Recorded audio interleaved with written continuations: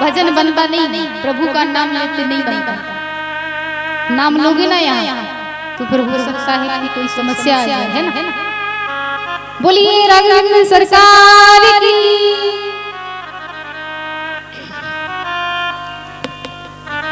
मनु जी की दूसरे नंबर की बेटी है कौन? देवहूति। प्रसूति का विवाह प्रजापति के साथ हुआ, आकृति का विवाह रुचि प्रजापति के साथ हुआ, प्रसूति का विवाह दक्ष प्रजापति के साथ होता है। इनके यहाँ पार्वती जो आज शंकर जी के साथ है, मतलब सती का जन्म हुआ इनके यहाँ। रुचि प्रजापति के यहाँ यज्ञ देव का प्रादुर्भाव हुआ।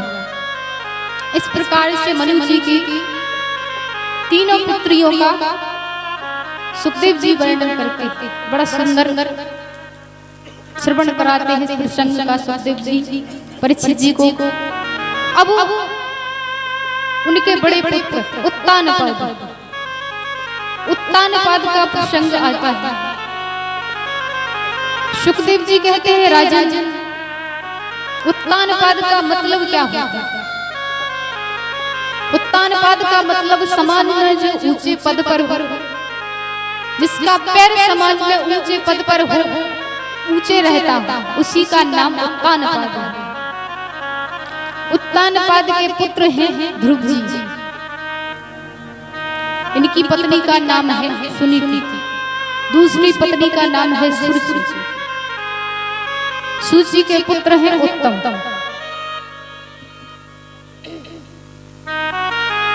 सुरुचि जो है ना,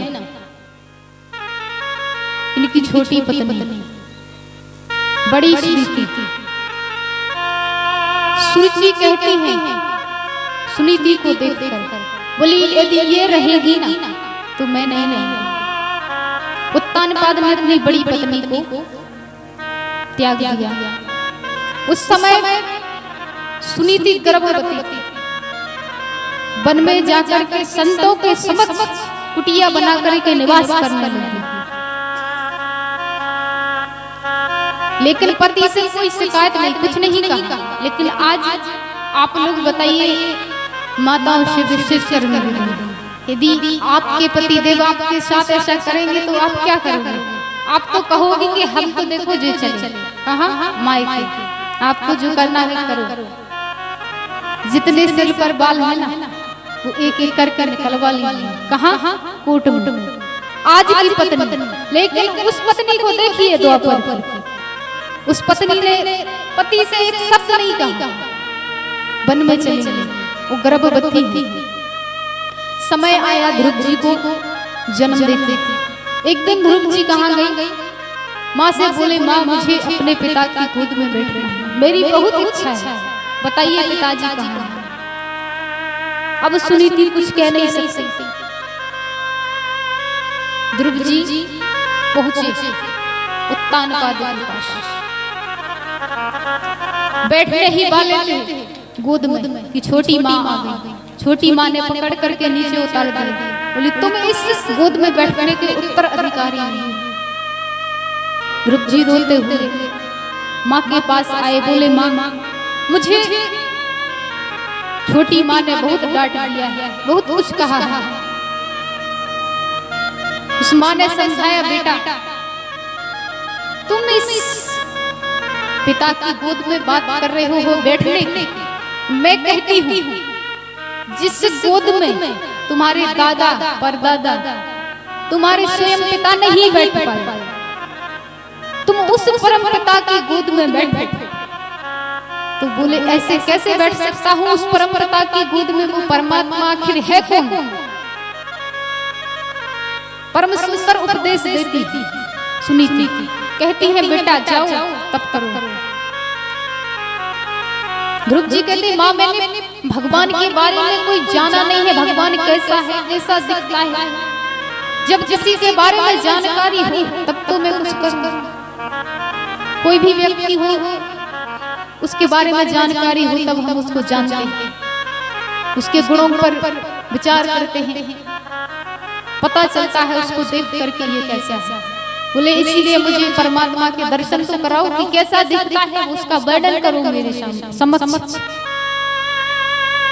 मैया बोली बेटा कुछ नहीं, मैं जानती, तुम जाकर के तप करो। अब तो ध्रुव जी महाराज तप करने के लिए वन में निकले। नारद जी से भेंट हो। नारद जी बोले बेटा कहाँ जा रहे, किसके पुत्र हो? ध्रुव जी कहते मेरे पिताजी उत्तानपाद, मेरी माँ का नाम सुनीति थी। कहाँ जा रहे? तप करने। क्यों? भगवान को प्राप्त करूंगा, इसके बाद ठाकुर जी प्रसन्न हो जाएंगे, मुझे दर्शन देंगे, मैं उनकी गोद में बैठूंगा, मेरी इच्छा है। बोले तुम नन्हे से तो बालक हो, तुम वहां जाओगे जंगल में, नाना प्रकार के हिंसक जानवर वो तुम्हें खा जाएंगे। ध्रुव जी बोले मेरी माँ कहती है सिया राम मैं सब जग जानी, करहु प्रणाम जोन जुग पानी।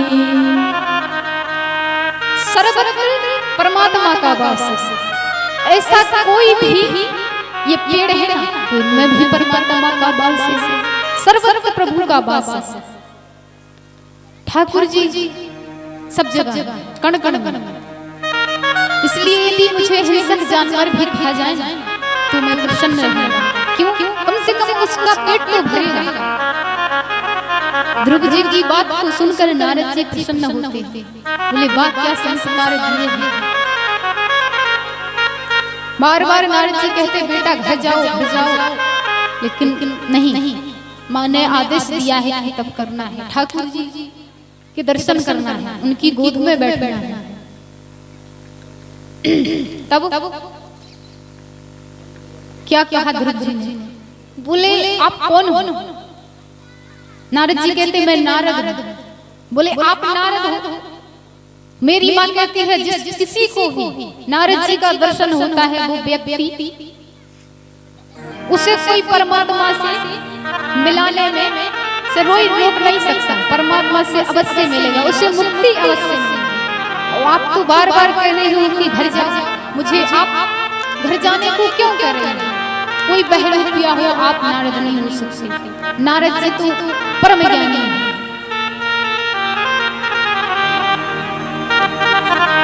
बोले मैं नारद जी की आंखों में आंसू आ गए उस बालक की बातों को सुनकर।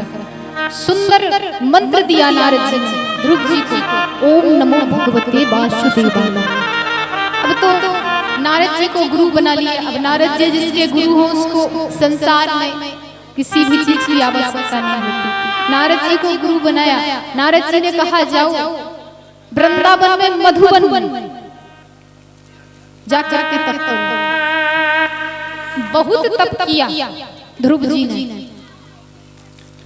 शास्त्रों में वर्णन आता है कि नारद जी ने 3 महीने तप किया, और शास्त्रों में यह भी वर्णन आता है कि नारद जी ने ध्रुव जी ने 6 महीने तप किया। बहुत तप किया, सब कुछ छोड़ दिया, पत्ते छोड़ दिए, अन्न तो त्याग ही दिया, फलाहार छोड़ दिया, पत्ता त्याग दिया, जल त्याग दिया, वायु का आधार भी त्याग दिया, सब कुछ त्याग दिया। अंत में श्वास को रोक दिया। और जब श्वास को रोका ना तो तीनों लोक में हाहाकार मच गया। देवता लोग पहुंचे, प्रभु रक्षा करो, मैं सांस लेने में असमर्थ हो रहा।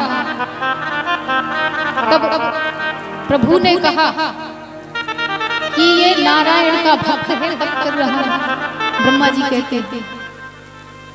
देवता बोले ऐसा कैसा भक्त की हमें सांस लेने में तकलीफ हो रही। तब नारायण प्रभु से कहा जाइए भक्त को दर्शन दीजिए। ठाकुर जी आए, दर्शन दिए, ध्रुव जी प्रसन्न होते हैं। ध्रुव जी स्तुति करना चाहते हैं गोविंद की, परंतु ज्ञान नहीं। तब गोविंद ने अपना शंख लेकर के ध्रुव जी के कान में लगा दिया। जो वेदांत का ज्ञान है ना, सारा ध्रुव जी के अंदर चला गया। इसके बाद ध्रुव जी ने परम सुंदर स्तुति की है। अब ठाकुर जी ने कहा वरदान मांगो। बोले नहीं, मुझे वरदान नहीं चाहिए। क्यों? मुझे तो आपके दर्शन चाहिए। वास्तव में ध्रुव जी ठाकुर जी की दर्शन के लिए नहीं गए थे। उनकी कामना थी क्या कि माँ ने मुझे भगा दिया है और मैं ऐसा करूंगा, इतना प्रयास करूंगा, ऐसा सब करूंगा कि मैं एक दिन इस गद्दी पर बैठूंगा, मैं राजा बनूंगा। ये सोच करके तप करने गए थे। ठाकुर जी ने सोचा जिसके लिए मेरा भक्त तप करने आया था वो इच्छा यदि अधूरी रह गई तो बात नहीं बनी। इसलिए वरदान दिया नारायण प्रभु ने ध्रुव जी को, कहा कि जाओ राज्य करो। ध्रुव जी बोले राज्य तो नहीं करना। बोले नहीं, राज्य करना पड़ेगा।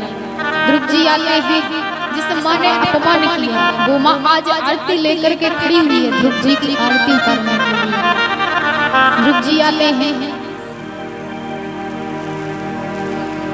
राजा बने, बहुत समय तक राज्य किया। इनकी छोटी माँ के पुत्र हैं उत्तम।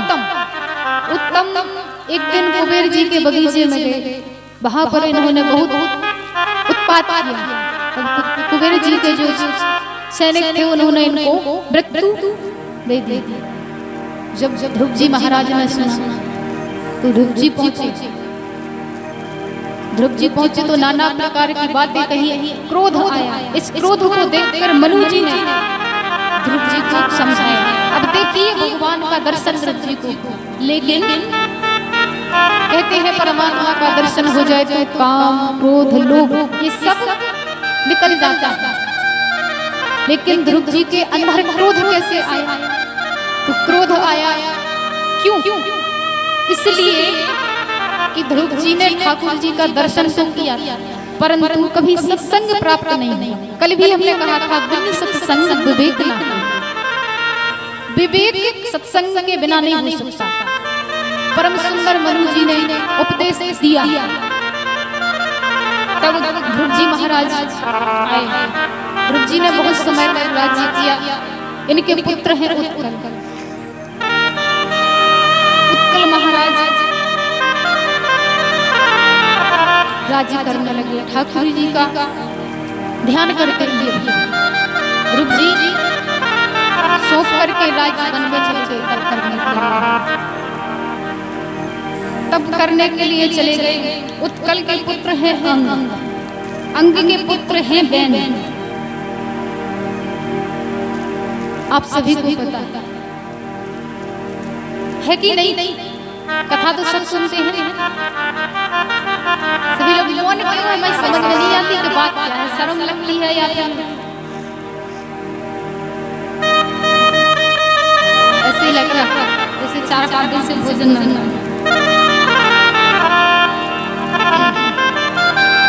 बैन के पुत्र है कौन?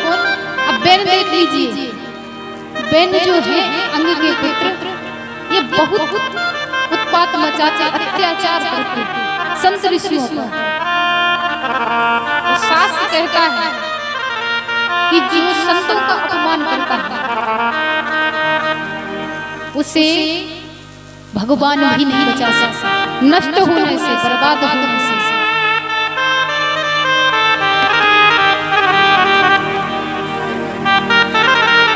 इन्होंने इतना उत्पात किया कि संतों के साप से नष्ट हो। तब संतों ने इनके शरीर से परमात्मा को उत्पन्न किया, जिनका नाम है पृथु। पृथु महाराज बड़े धर्मात्मा, धर्म यज्ञ करते। लेकिन देखो जब कोई पापी पाप करता है ना तो उसका प्रभाव इस प्रकृति पर भी पड़ता है। जहाँ कहीं भी पाप सब पर पड़ता है। पृथु जी के जो पिताजी बहन, इनके पाप के कारण अकाल पड़ गया। अकाल पड़ गया, जमीन में 2 किलो गेहूं बैठे तो आधा किलो गेहूं बचता है। एक दिन पृथ्वी जी को बहुत क्रोध आया इस पर, भूदेवी पर। तो ये मारने के लिए दौड़े धरती माँ को। अब धरती माँ बोली, राजा आप तो परम ज्ञानी हैं, आप मुझे मारोगे तो क्या मिलेगा बताइए। अपनी प्रजा को धर्म का उपदेश कीजिए। धर्म करोगे, पुण्य करोगे ना, वो कर्म करोगे, सब जरूरी है। कर्म धर्म सब कुछ जरूरी है। धर्म करोगे, कर्म करोगे, तब आपकी प्रजा खुशहाल होगी। तब पृथ्वी जी महाराज क्या करते हैं, अपनी प्रजा को परम सुंदर उपदेश देते हैं और बहुत यज्ञ करते हैं। इतने यज्ञ किए कि एक दिन इंद्र को भी लगने लगा। इंद्र एक ऐसा देवता है, इससे किसी भी देवता का ऊंचे पद पर जाना अच्छा नहीं लगता। हर पल इसको यही लगता है कि मेरा इंद्र आसन न छीने। पृथ्वी जी ने बहुत यज्ञ किया। इंद्र आया, घोड़े को चुरा करके ले गया, घोड़े को चुरा करके ले गया। पृथ्वी जी बोले, देखो मैं तो कर रहा हूँ यज्ञ इसलिए कि परमात्मा के चरणों में प्रेम हो, मेरी प्रजा को सहारा, इसलिए अब मैं यज्ञ नहीं करता। उन्होंने यज्ञ करना बंद कर दिया। अब इंद्र आया और अपनी पुत्री का विवाह पृथ्वी जी से कर दिया। पृथ्वी जी के साथ इनका विवाह हुआ। बोलिए राघवेंद्र सरकार की, श्रीमद् भागवत महापुराण की जयकारा में भी श्रीमद् भागवत महापुराण की और बोलिए राघवेंद्र सरकार की। आवाज पांडाल से बाहर जा रही और धीरे बोलना, बोलिए बाल कृष्ण लाल की जय हो।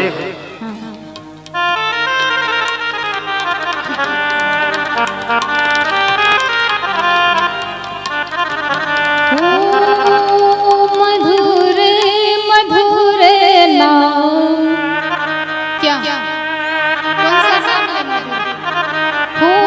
मधुर मधुर नाम, सीताराम सीताराम। मधुर मधुर नाम, सीताराम सीताराम। मधुर मधुर नाम, सीताराम सीताराम।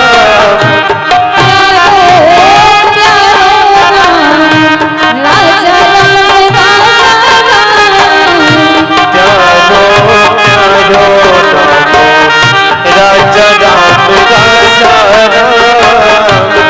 मधुर मधुर नाम, सीताराम सीताराम।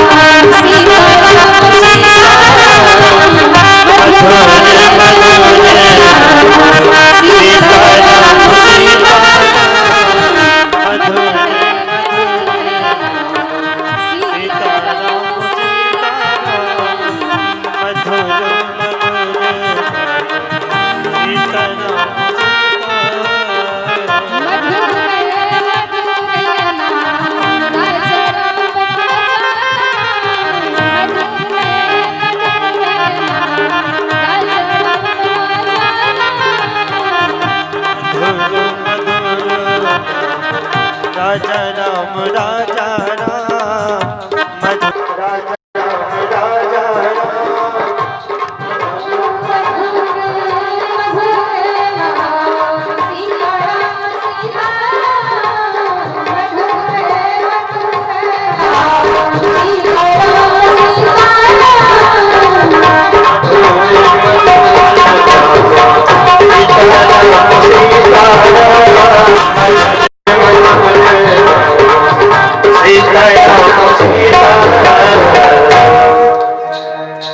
बोलिए श्रीमद् भागवत महापुराण की। कथा कहाँ चल रही थी? जिसको भी कथा हो रही है कोई बुरी बात नहीं पूछ रही। कथा कहाँ चल रही थी? लगता है कि घर से कसम खा करके आए कि हम एक शब्द भी वहां पर बोलेंगे, है ना?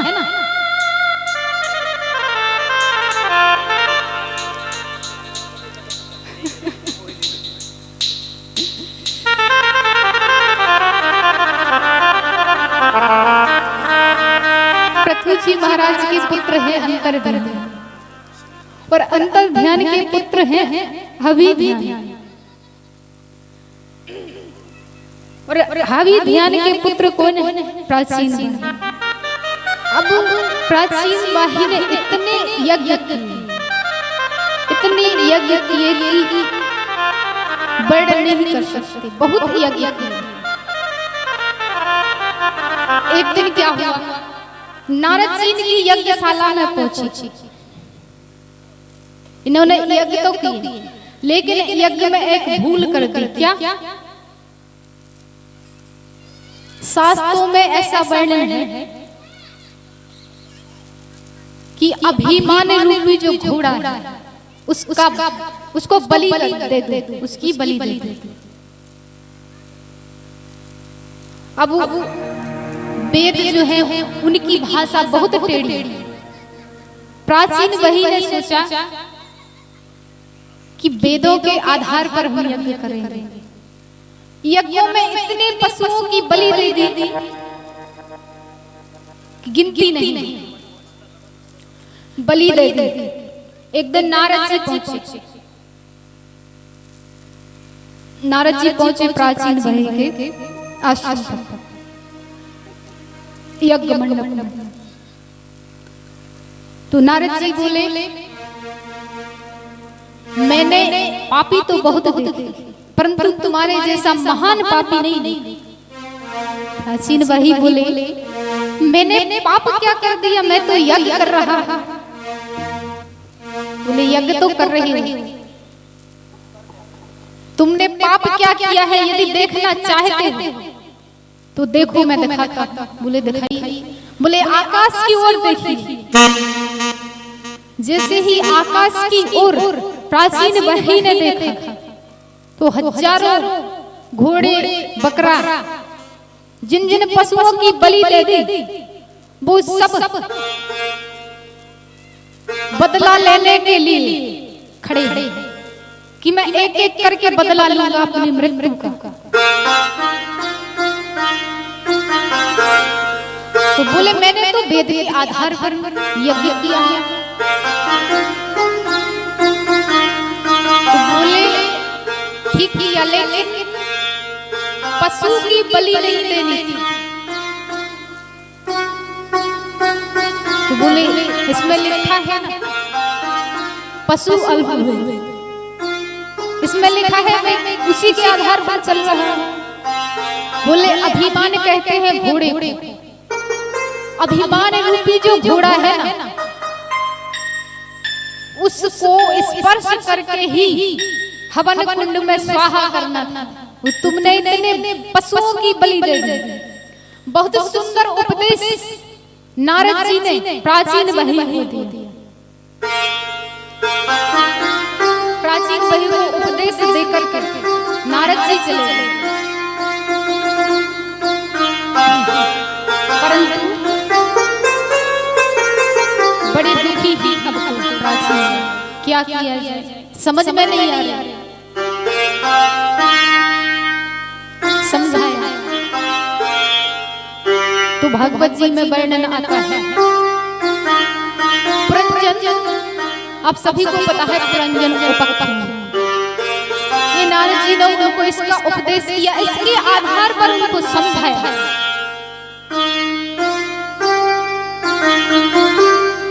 कैसे, मैं आपको बताती हूँ कैसे समझाया। सीधे सीधे एक बहुत बड़े सेठ हैं, उनके पास कम से कम 10-20 बीघा जमीन थी, लेकिन उनका काम क्या था? काम एक ही था, पत्नी से कहते मुझे मांड पीने की आदत है, धान से जो चावल बनाते उसको वो जल निकालते हैं ना चावल बनाने के बाद, उसे कहते हैं मांड। उस मांड को पीने की सेठ जी को बड़ी आदत, रोज पत्नी से कहते चावल बनाओ और मांड निकाल करके मेरे लिए रख दे। पत्नी रख देती, रोज पीते। एक दिन सेठ जी के यहाँ कोई यजमान मिलने के लिए आ गया कोई, तो सोचा क्या करूं। उसी समय पत्नी ने मांड निकाल करके रख दिया। अब मेहमानों से मिलने में सेठ जी बैठे हुए हैं, बिजी हैं, वार्तालाप हो रहा है। पत्नी ने कहा बेटा जाओ पिताजी से कहना कि मांड ठंडा हो जाएगा, जल्दी से आकर के। अब इतने मेहमान बैठे उनके सामने ये तो कहेंगे नहीं, क्योंकि धनवान सुनेंगे तो कहेंगे इतना कंजूस है, सब कुछ है, फिर भी मांड पी करके जीवन बिताता है। पुत्र ने सोचा क्या करूं। बालक गया, दरवाजे में खड़ा हो गया, पिताजी की नजर पड़ी बालक पर, तो पिताजी को प्रणाम किया, मेहमान ने उनको प्रणाम किया और बोले पिताजी धेनुकापुर से मंडू जी आए हैं और कठवतिया में बैठे हैं, तो आप जल्दी से आकर के उनसे मिल लो, नहीं तो वो शीतलपुर में चले जाएंगे।